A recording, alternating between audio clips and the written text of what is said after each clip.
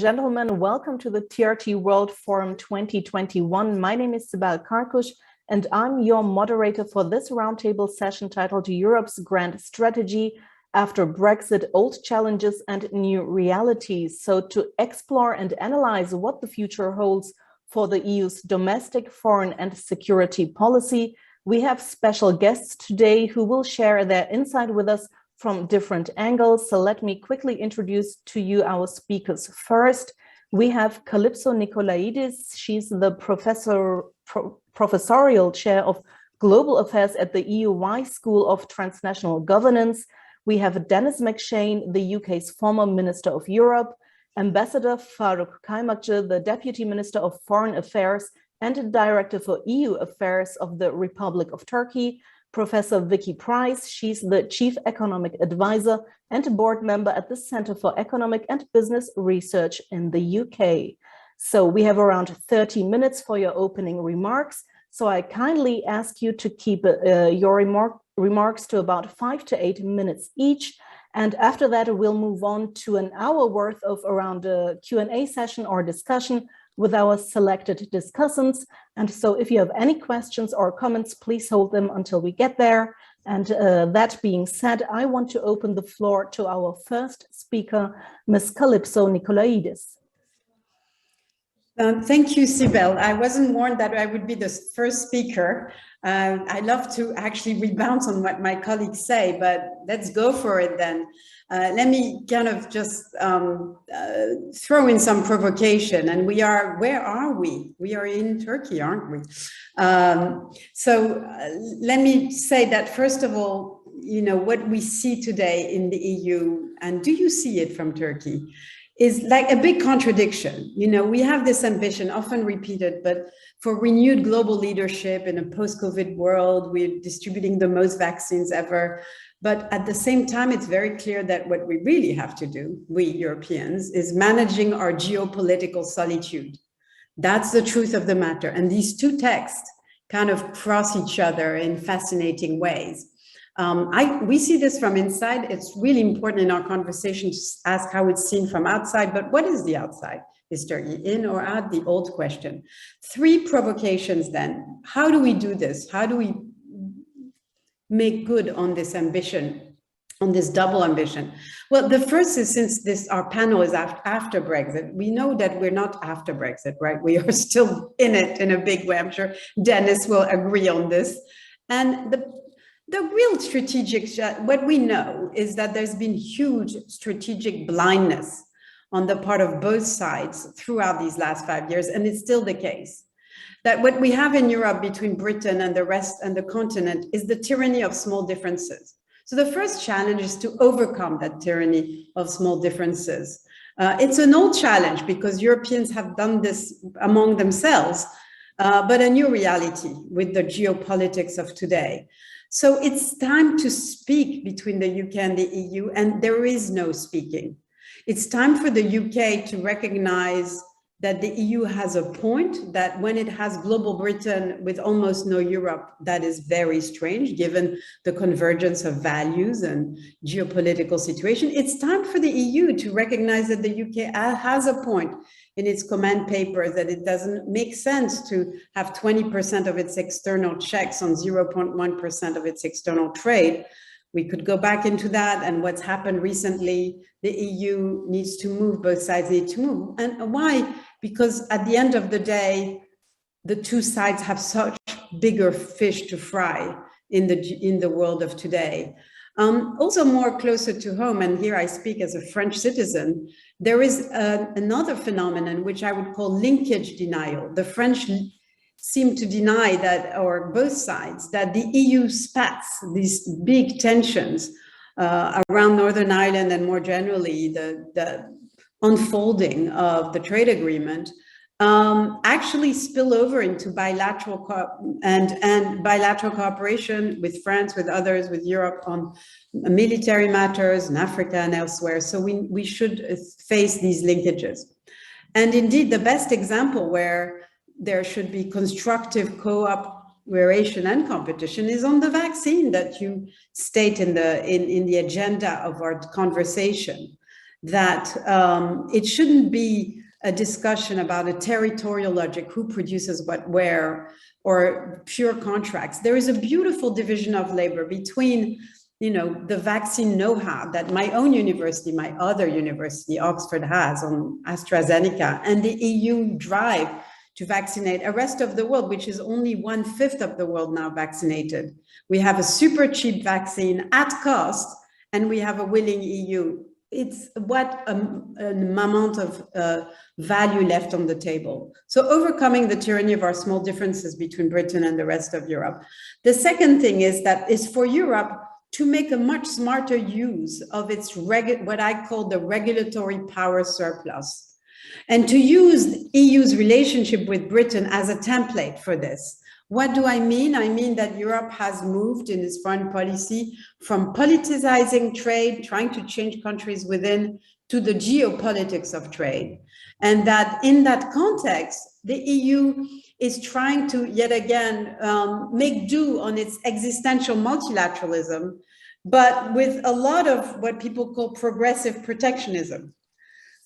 And one of the tools, and it has to kind of choose. And if it does want to be a good multilateral citizen of the world, at a moment when the US-China conflict has a tipping point of a major crisis in the rule-based trading system, then how do we turn this hostile global environment to our European advantage? Well, in part because the EU needs to be using its regulatory power in an inclusive way. It can't, in a complacent way, rely on the unilateral Brussels effect that is actually waning anyway, but does not provide a good way forward for what should happen globally. Instead, we should be working on the compatibility of our regulations, on regulatory cooperation, on what I call legal empathy. Happy to come back to this later. And indeed, we are trying to square the circle with green taxes, with replacing the logic of conditionality with the logic of fair distribution of burdens in the world. But there's much more to do. And I think in this particular domain, Brexit can be an example for how we do it, rather than being the place where tensions escalate around standards and unilateral equivalence. So here again, Brexit as a template, always trying to see the positive. And finally, my third and final point, Sibel, is what I call reversing the gaze, reversing the democratic gaze. You know, we live in a world where it used to be that Europe really tried to transform its outside, and now increasingly it's the outside that is transforming Europe. And the question is, does it destabilize Europe, or does it constitute an incentive to do better? And nowhere is this more visible than in our border management, indeed with Turkey. And I spent part of the summer in Moira 2 in Lesbos, seeing these issues very, very closely. There is no question that very often our European border management tends to increasingly externalize insecurity rather than externalize security. That we actually have exported the management of borders to our south and to our east to the detriment of our neighbors. Of course, our neighbors don't always play ball, and we know the complex situation with Turkey, but we also know that the one-to-one is not working. First of all, because of all the pushbacks from Europe. So there's almost no one coming to Europe, but that Europe is not playing its side of the bargain and taking refugees or organizing its migration in a humane way. And that has functional costs for sure, that Europe ends up looking like a predatory rather than a protective regional state. And there's a very thin line between the two. But also, and to finish, the biggest challenge for Europe today, I think, is the demographic time bomb. In 20 years, we will need 100 million more people than we have today. And what better than having those refugees that are knocking at our door, or migrants for that matter. And if we don't learn to manage the movement of people at our borders, we will not have a place on the global table either. So these were my small 3 provocation, and reversing the gaze, of course, involves taking in lessons from the outside world, how it does democracy, border management, and all the rest. Thank you very much. Thank you very much for your insight. Some very interesting points you made there. Now let me turn to Mr. Dennis McShane. What's your view? Well, thank you very much, Samir. I'm going to hold up a bit of evidence, a book I wrote last year called Brexiternity. I coined the word Brexit in 2012, wrote a book, another, I'm holding up all my books, saying how Britain will leave Europe. No one would listen to me. The academics said, don't be ridiculous. The politicians said, you're talking crap, Dennis. It'll never happen. We won't dare leave Europe. Well, this is saying this is going to last an eternity. It will outlive most of our lifetimes. If you want a comparison, it is like America isolating itself from Europe in 1920, and it took 20 years to even think about getting back into connection with Europe under President Roosevelt, and a full quarter of a century and a little thing called the Second World War before the Americans turned their back on isolationism.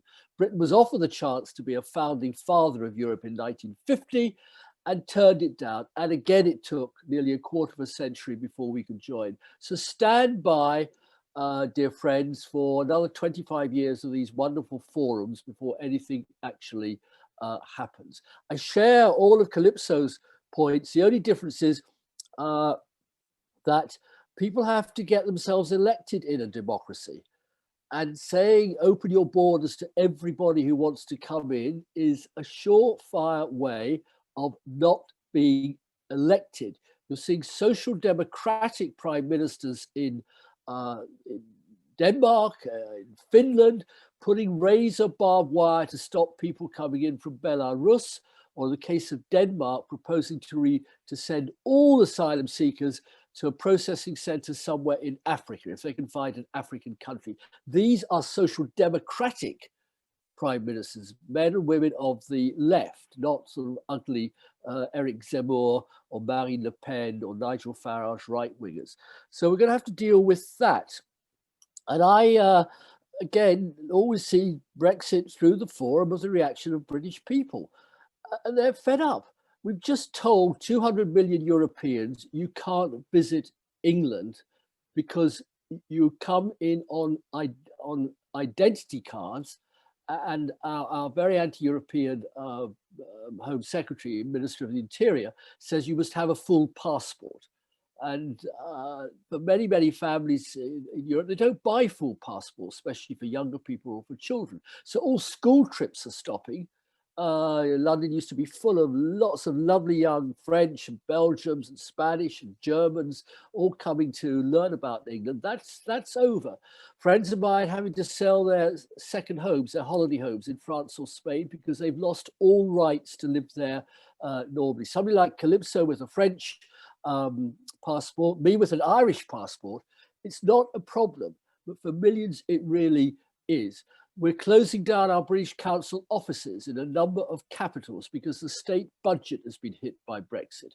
It's a clear, demonstrable economic effect. It's not dramatic overnight. There was evidence given to the House of Commons this morning by the director of Britain's food industry, that's to say the people who buy the food, who sell the food in pubs and cafes, saying that there's now inflation of 14 to 18% in that sector, only one sector.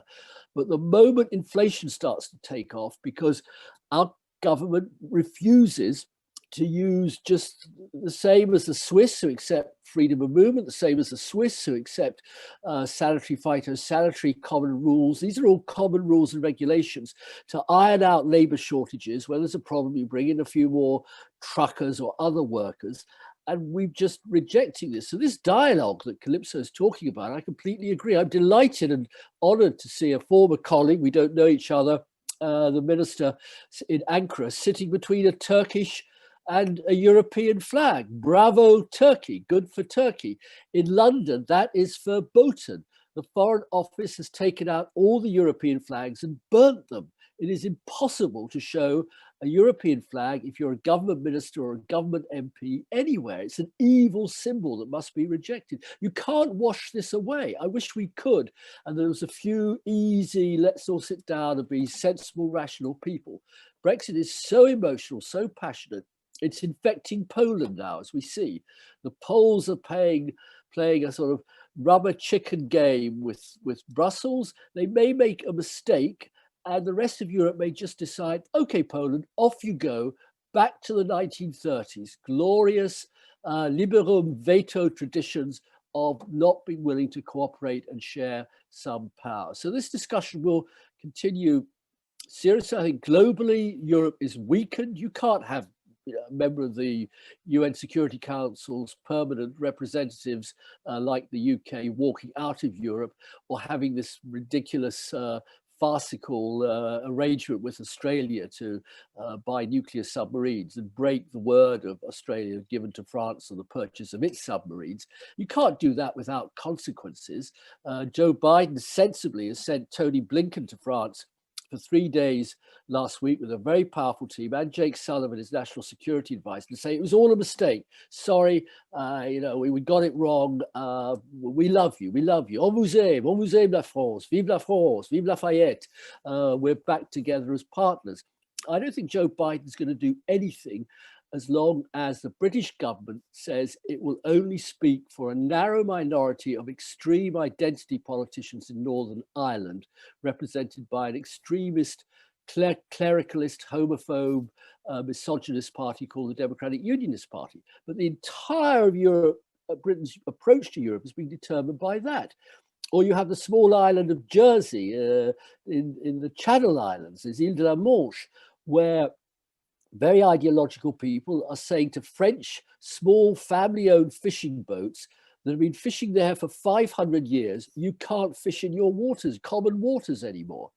And of course, Macron's got to face re-election in 9 months, 6-7 months time. He can't possibly allow all the coastal communities of France to be humiliated for ideological reasons. There's plenty of fish for everybody. Believe me, in scallops and coquilles Saint-Jacques for everybody. So this permanent war against Europe that we read almost every day in our, I make a point of reading the pro-Brexit, the right-wing press in England, and it's insult after insult after insult. It's all going to get a lot worse before it gets better. I'm not sure Europe has an answer. It didn't have an answer last week to the West Balkans. That wasn't the EU. That wasn't the wicked bureaucrats of Brussels. That was individual nation states, including Greece, including Slovakia, including Spain, that refuse to accept that in the West Balkans, we've now got 5 or 6 tiny small nations, a bit inefficient and all the rest of it.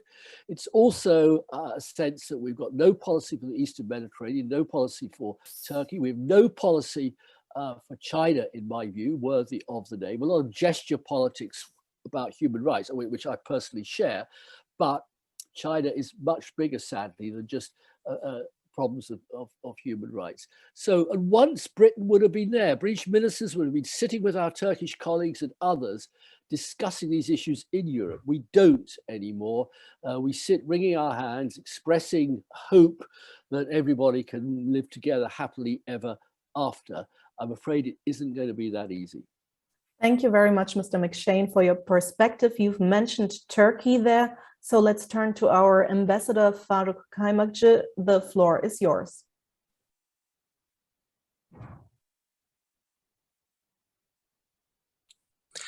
Thank you very much, Sibel Hanım. I hope you hear me. We can hear you. I'm sorry for the delay of my participation. I had a small technical problem. No problem. I'm glad to see old friends and hello from Ankara, from the Directorate for EU Affairs.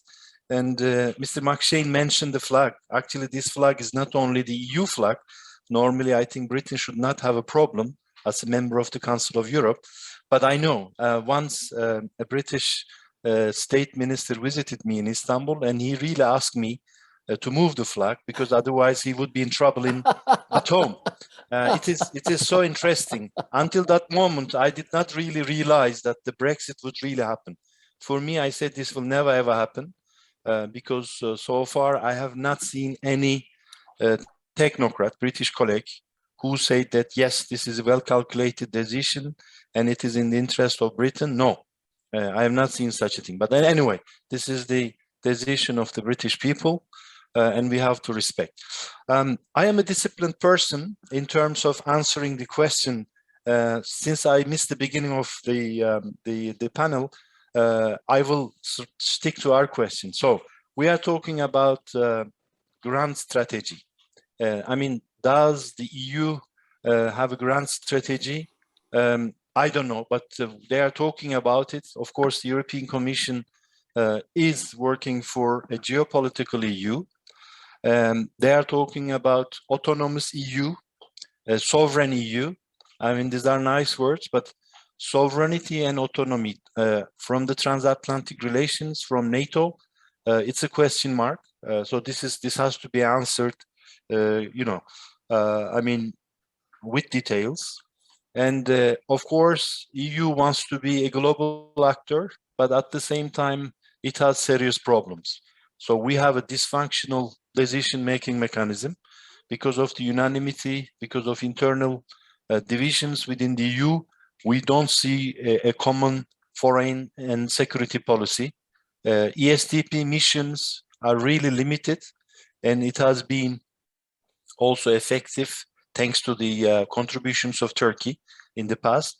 But so we don't see that grand EU and grand strategy yet. So when it comes to Brexit, I mean, in my personal view, Brexit is not a well-calculated outcome. So if I go a little bit further, I can say that it is a victim of populism and miscommunication of the EU to the British citizens. I think the EU did not do much to explain itself to the British citizens, and unfortunately, all the tough, difficult decisions in Brussels were sold to the British citizens, as the bad decisions taken in Brussels by a bunch of bureaucrats. As Kalypso mentioned, of course, there is some sort of democratic deficit issue there, but still, I mean, these decisions are taken with the contribution of the UK, and actually UK as a big member of the EU has been more influential in those decisions than it will be now after Brexit. So we have a populist issue there, and also I think next time we have to make sure that referendums are the right tools in terms of answering the needs of our democracy. Now we are going through a digital democracy. We are communicating through social media. Everyone can be easily a politician in its own website or a journalist and report about anything. Almost there is no check. And even if you make, big claims, no one, becomes accountable. So we are living in a digital democracy period, and I think this has to be addressed as well. I think this is one of the lessons that we have to take in connection with Brexit. So what did we lose after Brexit in a so-called, grand European strategy? I think we lost one liberal global thinker within the EU. I think EU also lost a heavyweight, some influence, and also some expertise. We were afraid that Brexit would further lead to some more exits, but now we see that it doesn't happen, despite the fact that we have some issues in some of the member states in terms of Copenhagen political criteria. But still, I think Brexit, I would say, unified the rest of the EU. So we have maybe more unified EU. And I think maybe we lost a little bit power and influence in our transatlantic relations. So I don't know whether we can restore our relations with the US in terms of Europe. But if the UK, is taking this relation privately from the rest of the EU, then of course, in terms of transatlantic relations, we might have some issues in the coming, years. And of course, enlargement policy maybe has lost a good friend since the UK was supporting enlargement and promoting some sort of cooperationist EU rather than integrationist EU. So this is also an interesting development.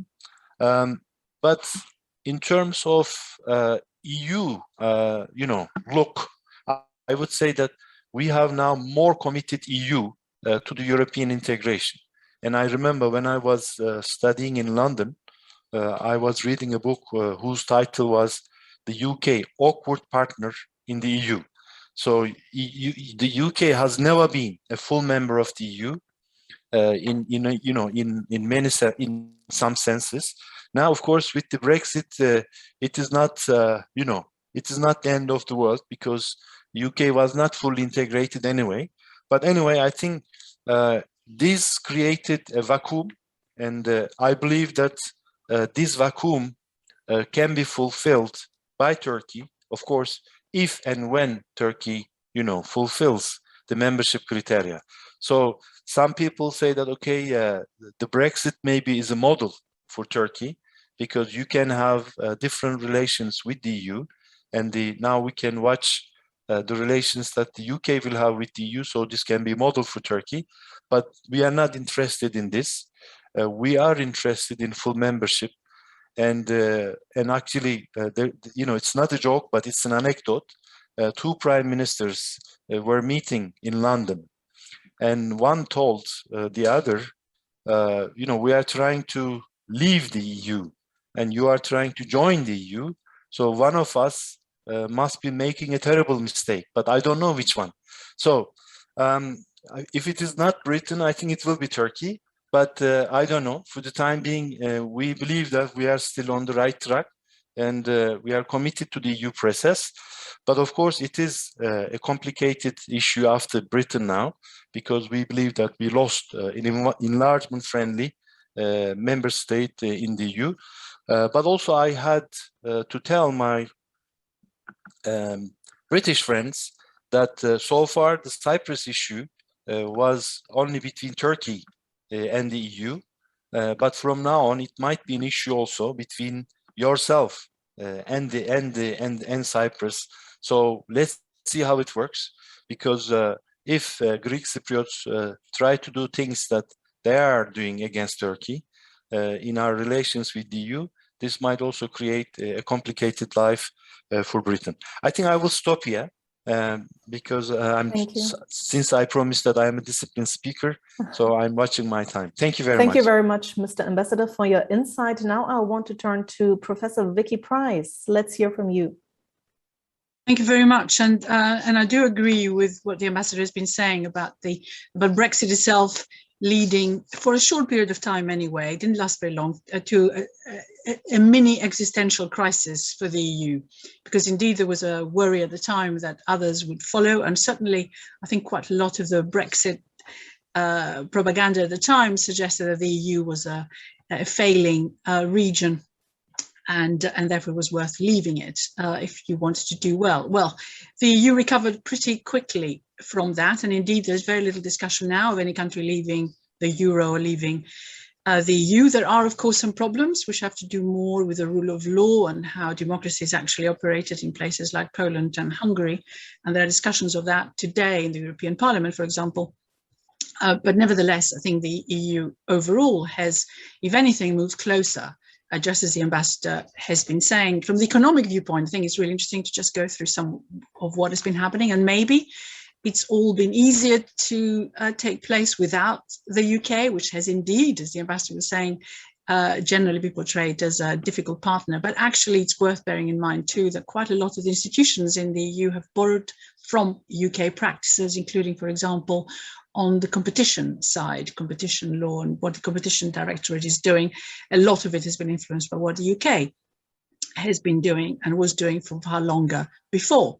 But here we are, we have a greater emphasis on completing. I'm going to assume broadcast, so I can't talk. Send a message. Dennis, you need to mute yourself, please. Oh, I'm sorry, daughter. Yes. Well, so we're seeing further moves towards completing the banking union, which of course was started even before the UK had left, moves to furthering a completion of the digital markets union, which should have been happening faster, but it is now being accelerated. The energy market is interesting what's going on right now, of course, because there are concerns about whether, and a lot of push about whether in the plans ahead for net zero and progress for renewables, you can also start including nuclear power as well in it or not. So there are some divisions, but actually that is being discussed openly and that's moving forward. Capital Markets Union, which would be really interesting because that will, of course, in itself already is acting as a competitor to the City of London, and there are lots of discussions there as to what the final outcome of that will be and what London will do in terms of its place as a major financial institution in a financial centre in the future. So Europe is flexing its muscles a bit, and quite a lot of other centres are attracting a lot of the capital that perhaps would have stayed here. And you've also seen what's been going on. The UK, generally, the stock market has been underperforming European international stock markets too, and Brexit has been a very substantial element of that because everyone's assumed lower growth in the future. So that's another area where Europe again is looking sort of slightly stronger from that point of view. And the interesting thing is that as a result of the pandemic in particular, quite a lot of issues that perhaps even the UK had against the EU, particularly as was used during the Brexit campaign, the treatment of Greece, for example, and the Eurozone crisis that followed.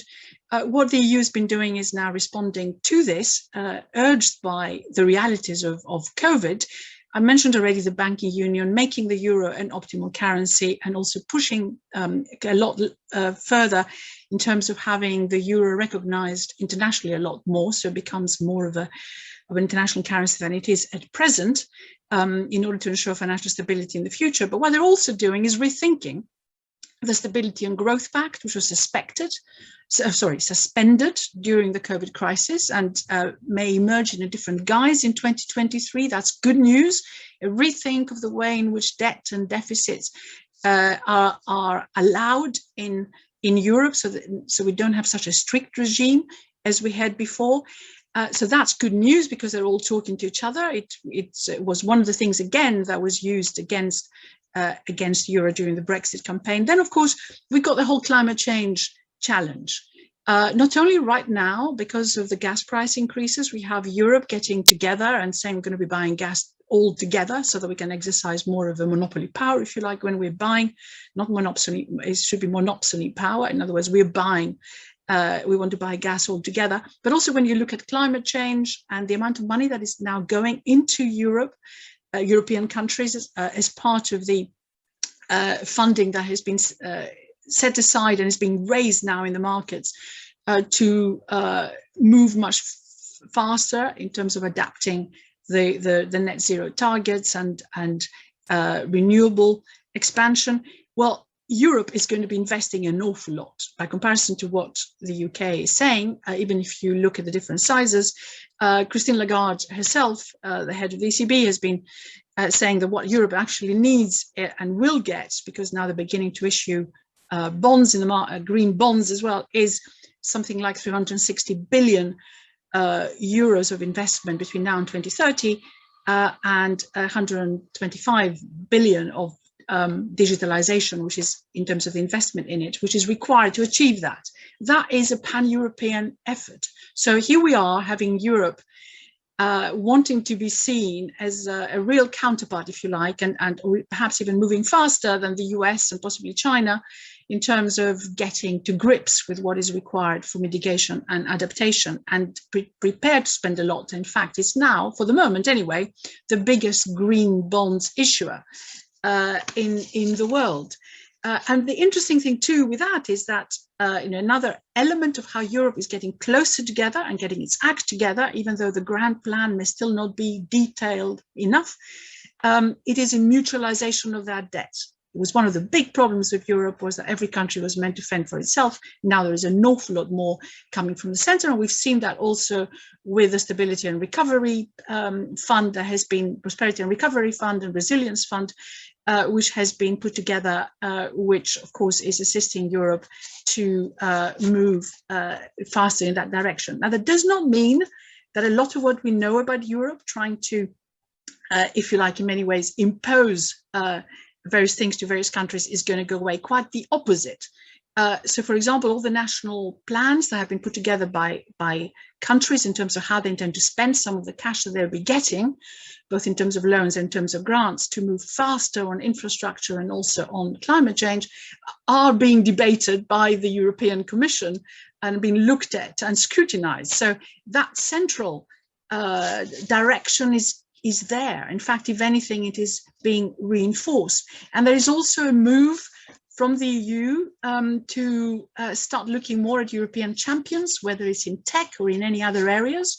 So if anything, if you add this all up, throw into this, it's very ambitious intentions in terms of more free trade agreements and becoming involved in other regions of the world's trade regions that exist. It suggests to me that there are all these elements there of an EU which is actually flexing its muscles, an EU which is trying to finally move ahead despite the differences that exist in various countries of the region, to be a concise whole, if you like, which can be seen in itself as a counterbalance to the US and China, and have a legitimate place in the world, both politically and economically. Brexit has, if anything, accelerated this. Thank you. Thank you very much also for this financial and economic insight, and thank you to all our panelists. And I think we can now dive deeper into the discussion now. Let me introduce to you our discussionists, Mr. Richard G. Whitman, the director of the Global Europe Center and professor of politics and international relations at the University of Kent.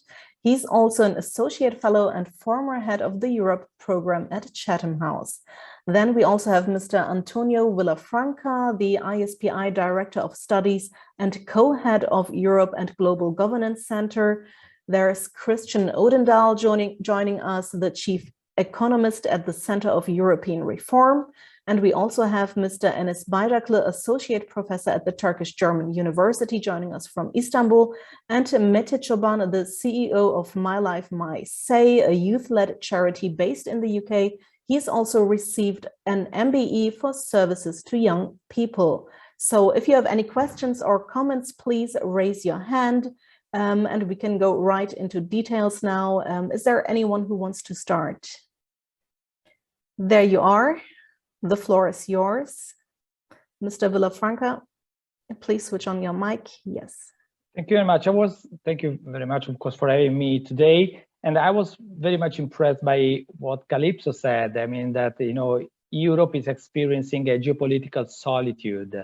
I would rather say that Europe is experiencing a geopolitical awakening. I mean, now we are realizing that we are not the center of the world anymore, that we are losing pieces, Brexit, and we are losing ground vis-a-vis Asia. So I think that now it's time for Europe to be more concrete. You know that in Europe, we really fall in love with the concepts and buzzwords. It was soft power, for instance, some years ago. Now it's strategic autonomy, whatever it means. I really don't understand. I quite hate these words because, I mean, strategic autonomy in the security field, it means that is really France willing, for instance, to share its seat in the Security Council of the United Nations with the European Union? So far, no. What about, also nuclear weapons after Brexit? So the other big countries with nuclear weapons, we are left with France. Is France willing to share it with us? So basically, I think there is the need for a European awakening and make, things more concrete beyond slogans, beyond, buzzwords and key concepts. But there are some steps. The Next Generation EU, Vicky mentioned, of course, also the content of that, which needs to be used to fill the investment gap in Europe.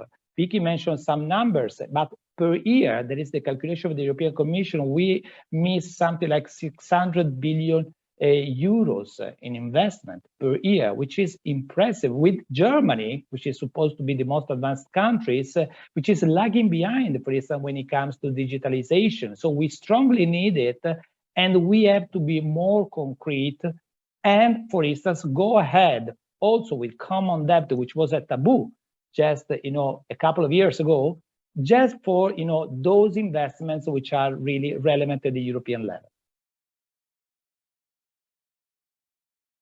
Thank you very much. I also see Mr. Whitman raising his hand there. Thank you very much. And to stick with this this theme of geopolitical solitude, I really wanted to ask Kalypso, whether you think this is a passing moment or whether this is a long-term phenomena. And if you think a bit further down the line, if we were to have, say, a Trump 2 presidency, does it make it more likely that Europeans are driven to more solitude? And where do you see their partnerships or their best prospect for partnership, particularly to ensure that multilateralism, which you expressed in terms of being an existential belief for Europeans, how is that best preserved? To Mr. McShane, if I may, how do we get beyond eternity? I mean, eternity you just suggest that there isn't really a sort of politics of the possible. In other words, how do you see things turned around in terms of what otherwise looks to be a rather depressing landscape for the future relationship between the UK and Europe? What does it need to turn it around? And to the ambassador, if I may, one of the things that's striking now is that we have three large European states, Turkey, the UK, and Russia, all outside Europe's major political and economic integration project. How do you read Europe with that being a state of affairs, and what are the implications for the outsiders? Those countries, and is the idea of a sort of collective European vocation through enlargement or rejoining something that you see as a low probability prospect for the European Union? And to Vicky, if I may, fascinating. And one of the things I wanted to press you on a little bit more, if I may, is how far that next generation EU funding, how far the things that you identified in terms of Europe's reorganization, in terms of capital markets and so on, and governance of the Eurozone, how far that makes Europe more inward looking and how far it makes Europe more outward looking? Because your point about building up European champions and so on, or the possibility to build European champions with that sort of money available for investment, is it more likely to lead to a turn to this French conception of European sovereignty, that we need to do more at home to make Europe better able to compete? And that may require Europe to become more protectionist or more restrictive in terms of how we see investment and access to Europe's markets. Thank you very much for your questions. I think we'll start with the first one first. That was directed to Ms. Kalypso Nicolaidis. If you want to go first. Well, actually, Richard and Antonio both picked up on geopolitical solitude. And in fact, it was echoed by the minister's words, wise words earlier on.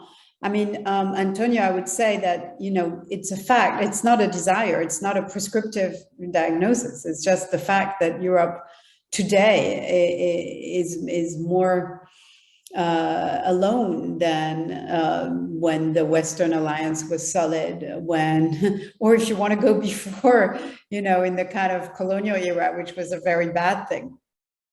And so, Antonio, whether there is a geopolitical awakening, I mean, that's the discussion we're having now, right? I mean, and you yourself seem to be very doubtful on this, given what you said on nuclear, UN Security Council, etc. So, so I think that we're not holding our breath, all of us. But Richard is kind of asking a middle range question. If let's say yes, we are pretty much in. Where are our allies? What are our alliances? Well, I mean, many of you have much more to say, but I think we have the question of course, how to situate ourselves as the G2.5.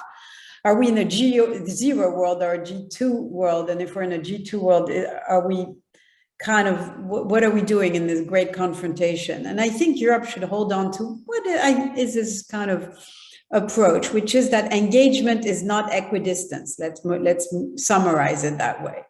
The point is not a kind of Gaullist, Cold War's stance, which wasn't even an equidistant one anyway. But to continue to engage with China is so important because of I deeply believe that the great bifurcation is wrong. LinkedIn was the last platform in China kicked out. It's bad enough that China is doing it on its end, but anything we can do on the Western side to ward this off is the most important challenge of geopolitics of the day. And actually, if you look at the detail, the amount of cooperation, regulatory cooperation at a lower level between China and Europe is huge. And there are many areas where actually the Chinese are signaling to the Europeans that, well, we're interested, we like your approach. And so we should take that seriously. It doesn't mean, of course, that we don't continue to be close allies with the US, but we can't go with them all the way on China. And of course, in that conversation, let's not forget, Africa. I mean, the big chantier of the next decade is going to be Africa. Can Europe really take a stance as a post-colonial power, not a neo-colonial power in Africa? Really engaging with what my colleague here at EUI calls, Afro-capitalism.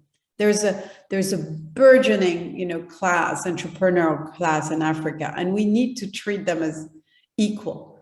And so that my final point here is simply to bounce back on both Antonio and Minister Kemachi on, is there or is there not a grand strategy? And what do we call it? And do we hate these oxymoron, open strategic autonomy, European sovereignty? I mean, there is a lot of semantics love in Europe, like there is process obsession.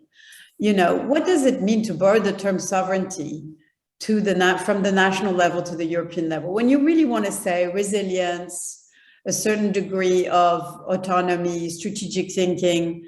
So, but on the other hand, let's not give up on our openness quite yet. And I'm not sure, Minister, that when you say, hey, no, we're not interested in the Brexit model of interacting with the EU, the vacuum can be filled by Turkey. I'm not sure I agree with you there, because at the end of the day, the EU, the UK will be more alike with the rest of the EU than Turkey will be for a long time, sadly, but it's the case for rules and regulation laws, etc. The UK has internalized all of the acquis. So I think it's not a model to kind of cast aside the relationship between the EU and the UK for the future of Turkey-EU. I want to turn to Mr. McShane now. The second question was directed to you. Yes, indeed. I agree, of course, relations with China are important. And indeed, the EU, led principally by Mr. Macron and Mrs. Merkel, signed the investment agreement, I think, back in November. And the next thing the Chinese did was to ban MEPs from visiting China. So the European Parliament said, sorry, we will not ratify any deal that you conclude over our heads, over the people's heads, with a regime that will not accept democratically elected representatives to visit its territory. And that's the problem. We see here, if you're in England, I'm sure Richard Whitman would confirm this passionate debate in the House of Commons about the destruction of freedom in Hong Kong, the cruel treatment of journalists, Hong Kong citizens. And as in on the Capitol Hill in America, there is this core question of freedom that I'm afraid always pops up when the democracies have to deal with anti-democracies. I'm pro-Chinese, but I'm just telling you the idea it's going to be some new warm, loving, fuzzy, friendly relationship with Beijing, especially under a new Xi who sees himself as a kind of god, the new Mao Zedong, whose very words must be studied by every school child in China, isn't going to happen too quickly. To go back though to what could happen between Britain and Europe, well, it is changing. The latest opinion polls show that support for support saying, do you see Brexit as a bad thing, is now over 60%. Well, that's quite significant. It's only an opinion poll. It's not going to manifest itself in a general election. But you don't hear, if you're in Britain, any Tory MPs any longer saying Brexit is a good thing. It's all about managing irritations and problems and difficulties. Is that sustainable over the long term? I'm not sure. How long is the long term? Well, that's a big philosophical debate.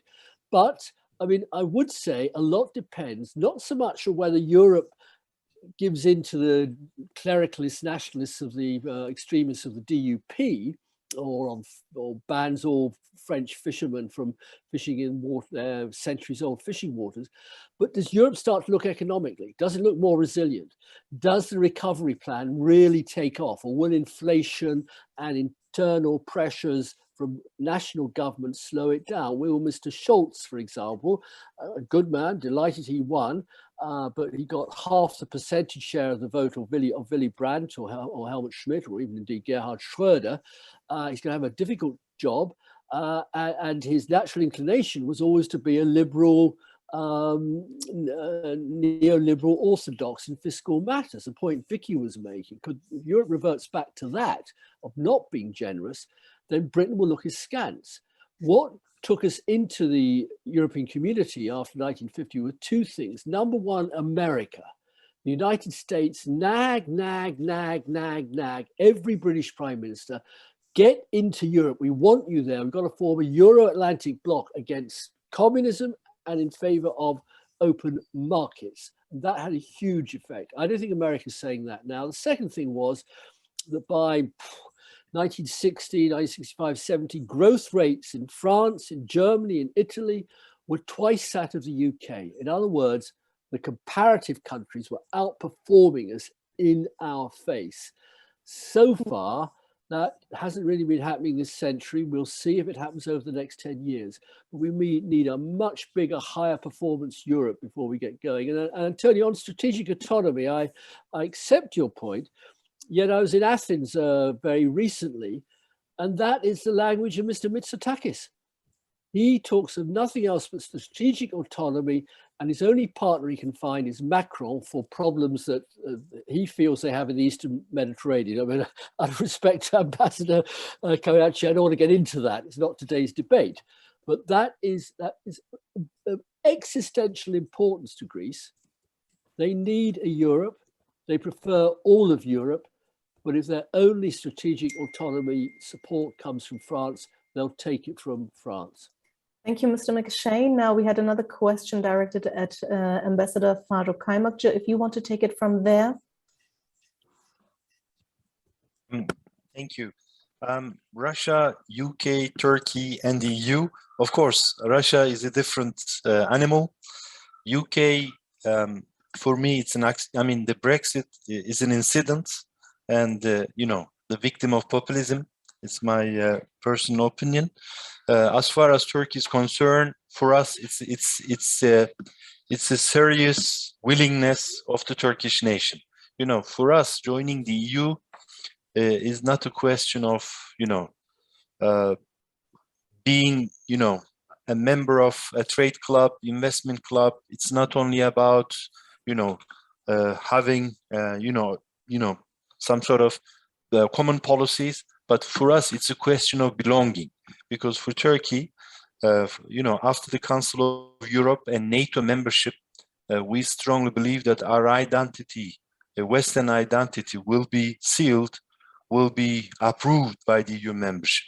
So for us, it is still a strategic goal, and of course, the EU membership of Turkey is complicated, is the most questioned one, the most challenged one, but at the same time, it will be the most useful and most beneficial, because no other country, no other candidate country, even country, I would say, would contribute to the EU more than Turkey. I mean, take it energy policy, take it counterterrorism, migration, regional policies. You mentioned Africa policy.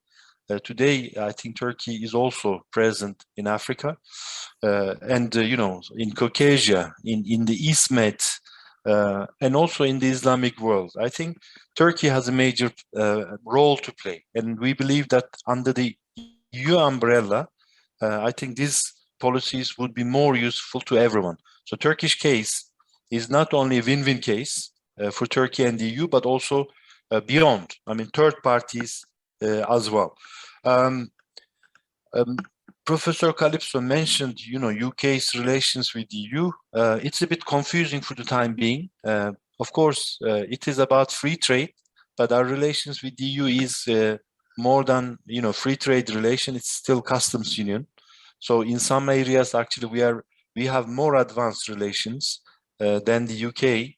But of course, we will see how the UK will do business with the EU in terms of CFSP and ESDP missions.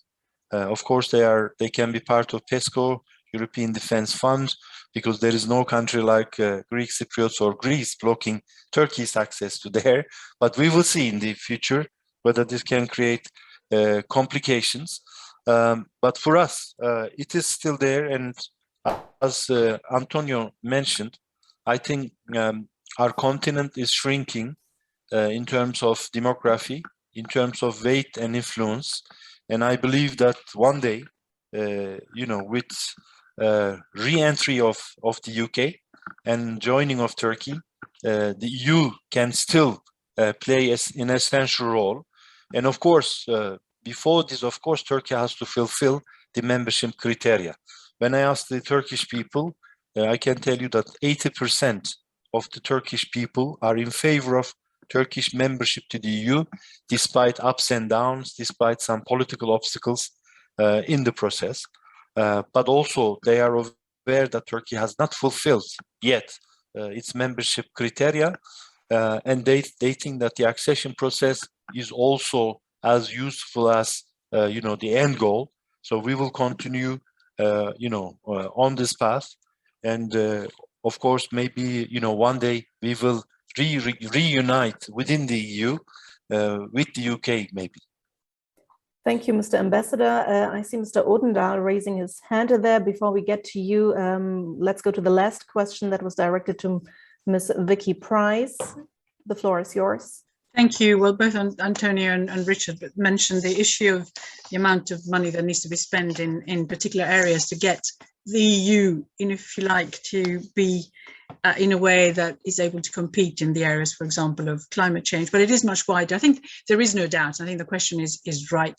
How does the EU really manage to get its act together and become a serious player? Of course, it always was in the past, and losing Britain is a bit of a blow. But Germany's economic power is undisputed, and there is another country in Europe in the G7 as well.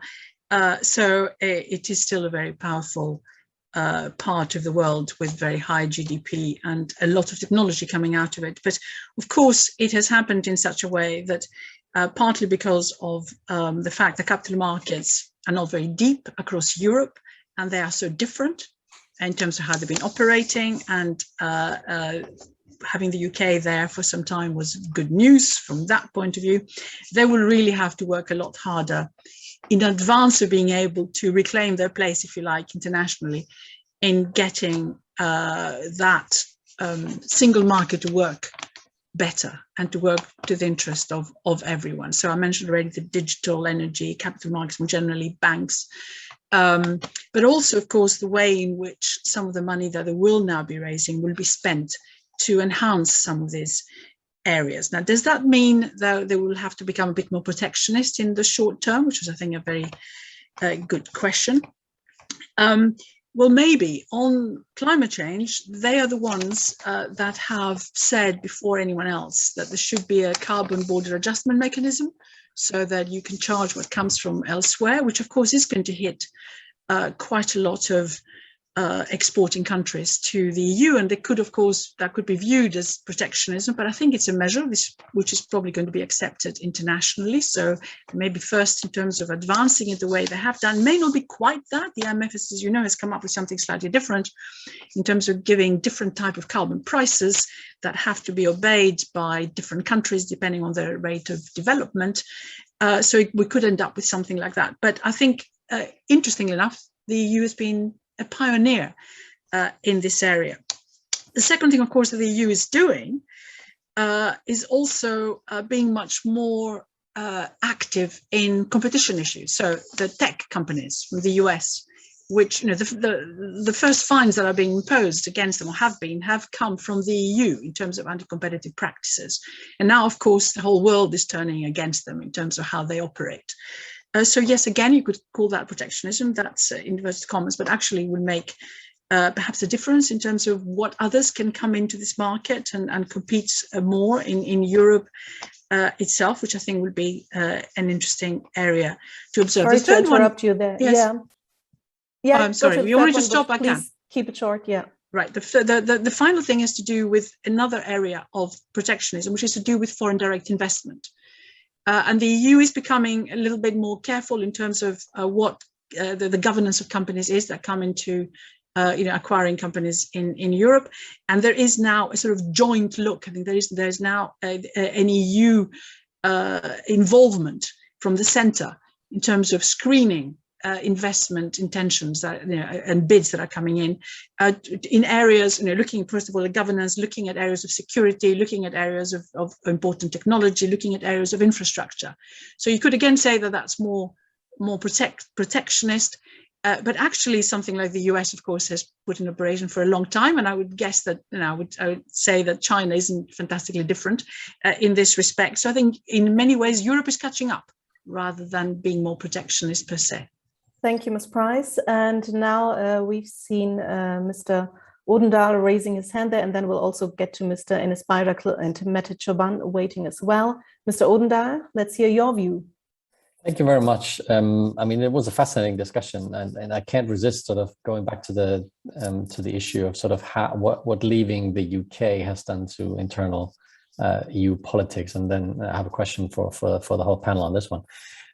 So, the UK is not being seen as an example on the continent, right? By nobody really. So even in the German election campaign, even the right-wing populists did not use the UK as a positive example because electorally that wouldn't even play in their audience, right? Brexit is seen as a terrible idea. It's not delivering, and it's at least from the polling I know, has increased the support for the EU in many parts of Europe. So Europe should not fear taking on its domestic populists with a pro-integration and pro-EU message. And it could also be more pragmatic towards Britain, which I think with the recent offer on the Northern Ireland Protocol, it has been. But most importantly, Europe should be more relaxed about itself. Europe is strong when it chooses to be. And I think that's an important message. But the UK was an important ally of Central and Eastern European countries and some of the smaller northern states. And this job sort of falls to Germany now. And so Germany, more than ever before, is forced to be a sort of compromise seeker and a builder of compromise. And I can tell you, no German chancellor with regardless of party color, would allow, the kicking out of Poland or Hungary to take hold, even as a message. So Germany's forced goal after the UK left is to keep it all together and to keep it united. But at the same time, the UK was also an outward-looking actor in Europe. And I think that the ambassador said this very eloquently. So now Germany will also be called upon to be more sort of strategic and strengthen Europe's strategic position and push Europe forward on climate change and on digitalization and be a more forceful actor on its neighborhood and so forth. So these are sort of two competing issues that the Brexit has only made worse for Germany in a way. And my question to the panel is sort of how much do you think this could overwhelm Germany? I mean, I'm German, so looking from inside out, I have an answer, but I would be very curious to hear sort of the view from outside in. Do you think this is something that Germany can manage, sort of keep it all together while at the same time being more strategic in terms of outward looking? And a second quick question, because Mete Koban is about to speak after me, and I have a question for him. One of the questions I get on Brexit is sort of, okay, there's a clear demographic tilt in this vote, and that the young generation in Britain is a lot more pro-European than the old. Do you sense in your work that this is increasingly taking hold? Is there an interest, a stronger interest in the younger generation on Europe? And sort of what is the potential of what Dennis McShane called the very long term, sort of making the UK pro-European again? Is that a naive hope on the part of some on the continent? Thank you very much. Thank you, Mr. Odendahl. Mete Koban, let's hear from you. Thank you very much, and thank you for TRT for having me on here. It's an honor and privilege to be among such esteemed speakers. I think just, I'm going to throw a bit of spanner in the works here, because obviously the conversation can go 10 different ways here. But, I think one of the key things that we need to look at and understand is, of course, sorry, I don't know if you can hear me. So you can hear me, yeah? Okay, sorry. I think, of course, there's lots of interesting conversations that have taken place there. But I think one of the key questions that we have to ask ourselves, and I think it's a question that we have to ask ourselves in Britain and of course in Europe and the continent too, it's about this issue of rebuilding trust in politics and our political institutions to act in the best interests of people. And I think what we have seen certainly, and Mr. Odendahl just sort of alluded to it, is there is a growing intergenerational divide, not just within the UK, but of course in all parts of the world. We've seen the coronavirus pandemic has, exposed and amplified a lot of inequalities across our society. We see lots of young people, particularly working in sort of the hospitality sector, who've lost their jobs. Young people crushed off their dreams of, whether they're entrepreneurs or whether they're in education, and of course what that meant for them. But there's also this growing divide between sort of urban and rural sort of towns and cities, which has obviously been further exacerbated by COVID. And I think, there's a serious, whilst, I do agree to an extent, maybe Britain may not necessarily cause Europe problems in the sense that it may not necessarily sort of see the fall of Europe, but I don't think it should make Europe complacent in the sense that, it will have support or take for granted the support of people forever. I think, Europe really needs to connect with its people, and I don't know how it does that better in the sense that I think its structures makes it look very sort of bureaucratic. And it doesn't connect with people at an emotional level, particularly at sort of the European Commission and sort of level. So I think, there's an issue of how do you, and that's what we saw in the UK, was that we were part of this union. And of course, I'm a very pro Remainer, and obviously I think what happened in the UK is extremely catastrophic, particularly for my generation. But we never really understood why we was part of it. And this comes back to sort of the ambassador's point, which was about the miscommunication, which was that I don't think anyone in the UK, particularly through our education schooling, was ever told, why are we part of the European Union? What do we get in return for the money that we put into it? And it was just like we was part of this thing, but no one really knew what we were part of. And then, of course, when you had politicians like Boris Johnson, who came out with pledges like saying, hey, the money that you give to the European Union, we could put £350 million to the NHS. It was a sort of an attractive offer, and people didn't really see what that difference was. So I think there's an issue of how you can kind of communicate better what the purpose of the European Union is. But of course, I think also national governments also scapegoat the European Union in many cases, where, everything that good that comes from the European Union. And we saw that with David Cameron's time when he was Prime Minister. He would take credit for it, like the removal of the credit card charges, for example. But then everything bad that happened in the UK, it happened because of the bureaucracy of the EU. So it's down for national governments and obviously how much they want to sort of opt in onto that. But I think just my reflections is that, just on the previous questions, is that, I think young people do care, and I think young people do care about being part of the European Union. I think the Brexit referendum, in a way, a bit like the Scottish referendum here, was an opportunity, and it was positive in the sense that we saw many more young people who have started to take up an interest in politics and democracy. And my parents are Turkish, so I know that in Turkey, for example, everyone loves politics and everyone votes in every election.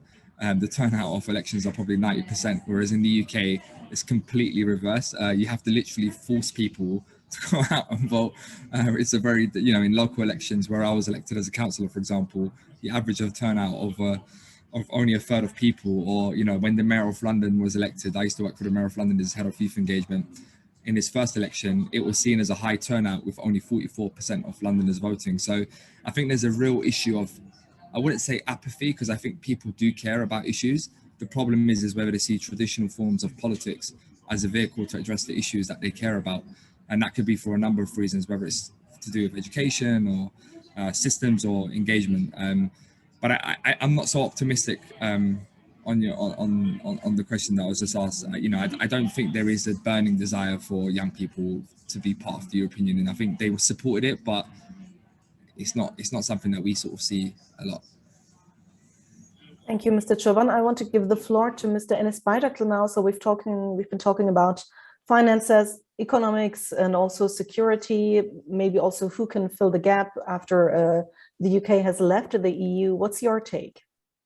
Thank you very much. I will try to look into this from a Turkish perspective. The question is, does the EU have a grand strategy? And looking from Turkey, the clear answer is no. When we look at things from Turkey and we look at the EU and its foreign policy, we see confusion. And I will try to give an example with regards to Syria. Syria, since 10 years, for about 10 years, there was a civil war in Syria. Now it's in ruins. It's a failed state. We have another failed state in our southern neighborhood, which is Iraq. So we have two basically states, our neighbors who are failed states. There is civil war going on, and this has had a huge impact on Turkey, economically speaking, but also a wave of terror attacks and etc. And if we look at Syria, we see it has first ruined the country, this conflict, but then the most affected countries were the neighbor countries like Turkey, Iraq, Lebanon, etc. But then if you ask me who is affected most after this circle, it's EU, European countries, be it the refugee issue and also the wave of terror attacks in Europe, the unprecedented terror attacks in Europe. So this is a common challenge for Turkey. There is a common challenge between Turkey and the EU, and the rationality somehow dictates that both actors cooperate in order to deal with this problem. But what we see in this case, there is only a reaction from European side to tackle the migration issue or the refugee issue and to stop the refugees in the border. But when it comes to actively engaging in Syria and try to find a solution, EU is absent.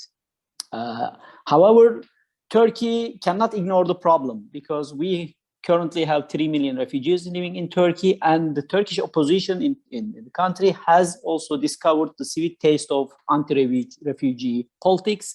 We have the last municipal elections in Turkey. The refugee issue was a quite big issue in Turkey, and I think the next elections, it will play a much bigger role. And we see, currently the narrative from the opposition is all about, especially the Syrian refugees and how they are going to send them back to Syria. So we have a common challenge. However, we cannot, find a common approach to Syria.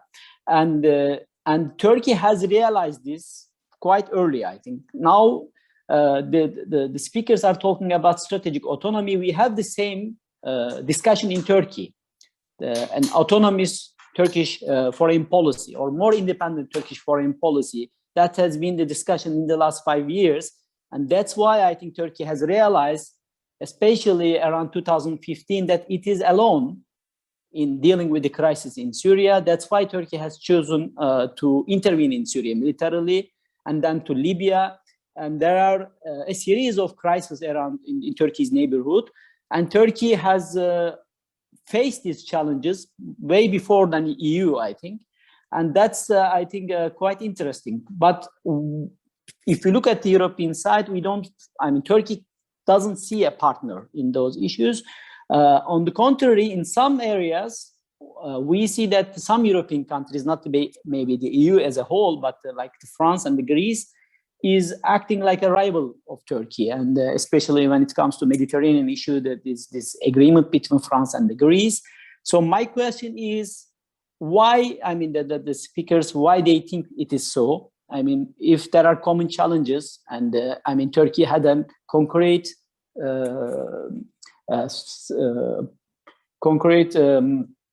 suggestion for solving this problem, like creating a safe zone for the refugees. Maybe it is not the final solution, but it will probably help.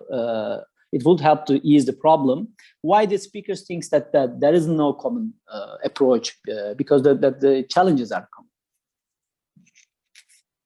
Is there anyone who wants to answer? Mr. McShane?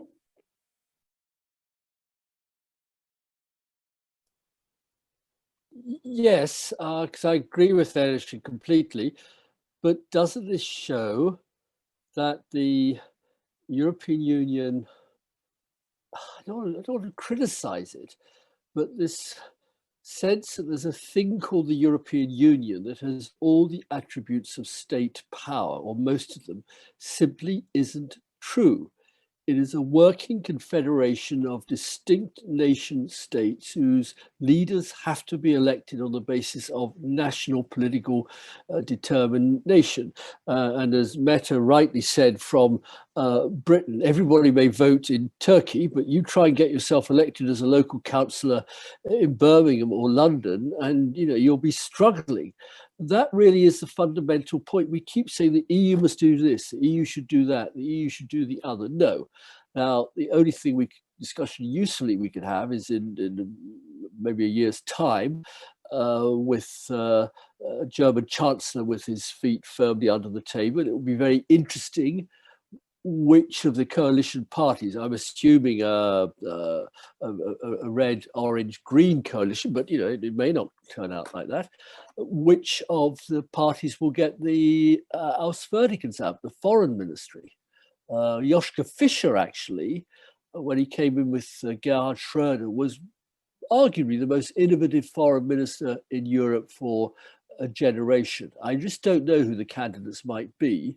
And that will be a question for them. And then, of course, with Mr. Macron himself, he is going to be in his second term. I'm assuming he will win. He doesn't have anything more to prove. He can't be re-elected a third time. So maybe he can just slow down a little bit and build some other outreach relationships. Maybe Italy will have a strong and convincing and stable government. We've got Mr. Draghi at the moment, who we all admire, but he's going to become president as soon as he possibly can. I think that's right, Antonio. I don't want to speak for Italy.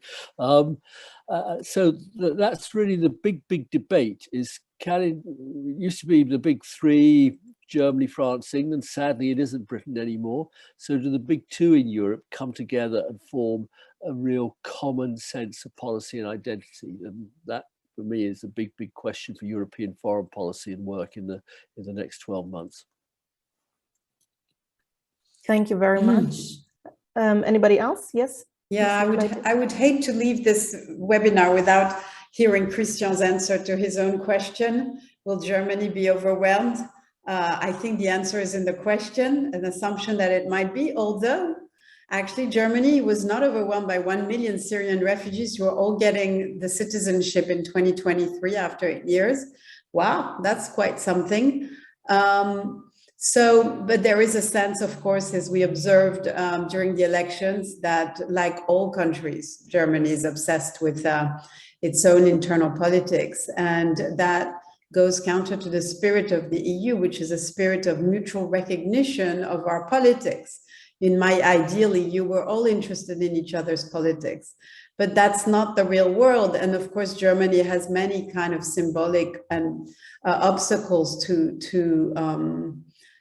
face, and that's also why I wouldn't be so sanguine about things like the German courts questioning of EU treaty. This is a same debate. This is a good debate about national identity in Europe that we need to have everywhere, and that leads me to kind of Dennis and Enen's question about the borders, because Dennis, I never said we should just have open borders, but a real mature debate in Europe about refugees and about dealing with Turkey on all this takes a very polycentric, multiple approaches where some people pay, some countries welcome. States are not always the gatekeeper because, say, Barcelona would like to take in many more people that they let it take. There is a very mature, differentiated approach, which I hate to sound the trumpets of academics, but colleagues like Alex Betts and others, you know, in my various, who work on these things, I mean, it's possible to deal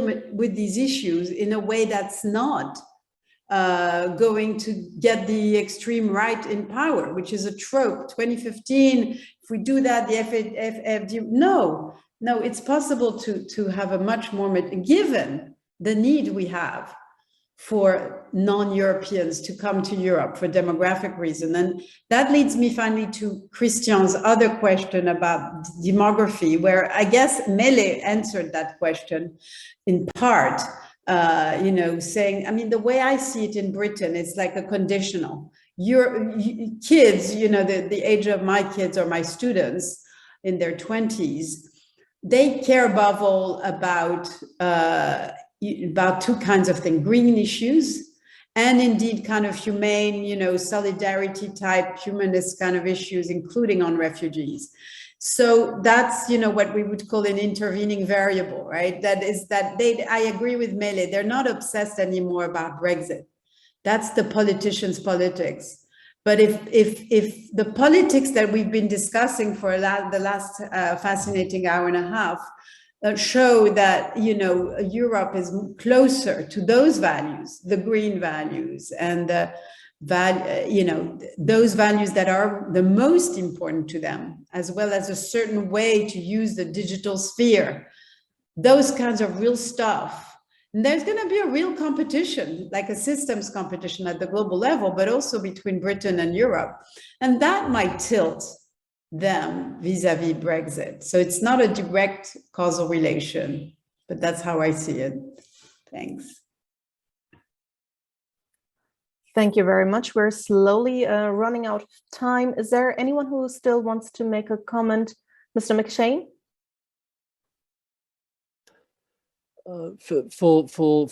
Forgive me.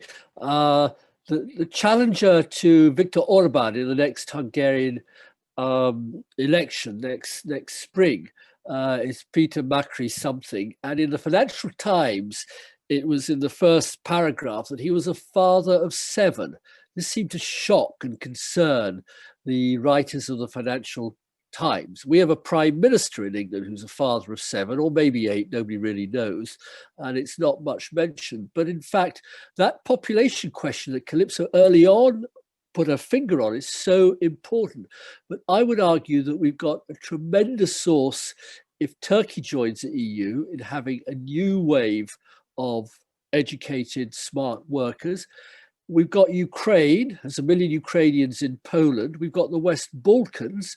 I think Vicky, as a Greek, might confirm that there's at least 500,000, if not more, Albanians working in Greece very effectively as construction workers in the agricultural sector, in other low-paid jobs that, you know, the local people won't do. So and ultimately, of course, if we get any relationship with Russia, that will give Europe a real cutting edge of also trained, qualified workers. So I just want to make that point to take on board Kalypso's question. I mean, General de Gaulle insisted Turkey had to join the EEC as it then was. Why? Because countries with big populations were powerful. And if Europe had Turkey in it, it would be powerful. It's interesting. It's taken about 60, 70 years. We haven't solved that question yet, but the general saw it very clearly, as he did on so many things. Appreciate your view there. And now let's go to Mete Çoban again. He's raising his hand. Yeah, sorry, I didn't say during my earlier remarks, but I think I should have focused on the opportunities for Europe. And, you know, whilst, you know, what's happened in the past, I think there's a genuine opportunity where, you know, part of the reason why the European Union formed in the first place was because of how complex our economy started to be. And obviously there was a need for an institution that acted beyond sort of one state. And I think, you know, when you look at some of the issues around climate change, what we could do around sort of racial justice, and obviously around refugees, issues that obviously don't recognize borders, I think there's a genuine opportunity for Europe to really sort of rejuvenate itself and become a sort of a leader in sort of that. And when you kind of link that back to young people, we know young people passionately care about climate change. We've got COP26 obviously happening in Glasgow in a couple of weeks' time. And I think there's a genuine opportunity for the European Union to really sort of tap into that enthusiasm and that energy, because, you know, one of the things that people continuously say is, and it's very true, but it doesn't really resonate with the newer generation of young people, is, you know, Europe was founded on the basis of peace. But of course, you know, whilst that is of course important to a lot of people across Europe, it doesn't really, that message doesn't hammer home when it comes to sort of the Gen Z or sort of a much younger population who never experienced that sort of those atrocities. So I think what's going to be really important for the European Union is how to, you know, re-justify why it exists in sort of in the context of some of the bigger challenges that we face today, particularly around climate change.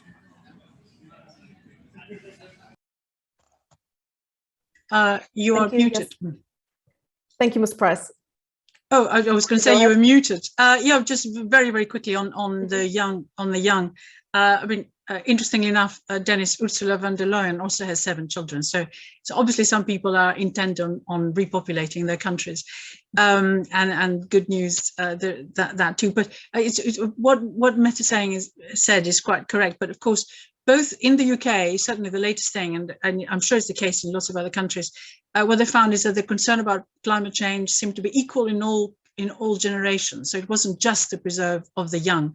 But what is the preserve of the young is to really want to be much more international. A lot of what Europe has benefited from in the past is this exchange of talent and ideas. Yes, of course, lots of people lost some young talents, particularly through the Eurozone crisis, like lots of Greeks left and came here or weren't elsewhere. So that's a bit of a problem, but it is really this exchange of ideas. And I think one of the interesting things that is happening because of Brexit is that, you know, whenever, you know, my children complain, or even some of the people in Europe complain about Brexit, you remind them that their children can actually, if you have got a EU passport, can go and travel and be anywhere in the EU, whereas that has been denied now of the young generation. I think that's going to be a big, big element in terms of thinking ahead, in terms of what other possibilities there might be to perhaps reverse some of that, the inability to really be part of that quite vibrant, actually, culture that exists across the channel from here.